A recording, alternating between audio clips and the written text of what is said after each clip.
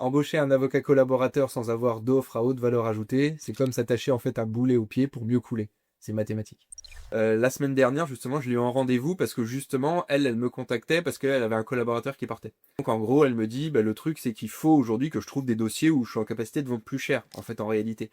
Puisque l'intérêt en fait d'un collaborateur et l'intérêt de déléguer, c'est de déléguer des tâches à faible valeur, enfin faible valeur ajoutée. En tout cas, où il y a moins de stratégie, où l'associé doit être moins présent, parce que justement, il lui délègue toutes ces tâches d'exécution, en fait, en réalité. Il pense la stratégie avec l'associé, mais ensuite, il délègue à l'avocat collaborateur. Et donc, quand il y a des négociations, des dossiers à fort enjeu, très souvent, l'associé, il est obligé d'être là. En fait, c'est principalement son rôle, en réalité, c'est de réfléchir à la stratégie et d'être là dans les phases de négociation. Et donc, ça, c'est difficilement délégable.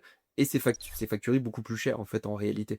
Et donc, cet avocat-là, justement, ce qu'il cherchait à faire, c'est de dire, en gros, j'ai perdu mon avocat collaborateur, donc moi, je ne cherche pas à faire de la quantité, je ne cherche plus qu'à faire de l'extrême qualité.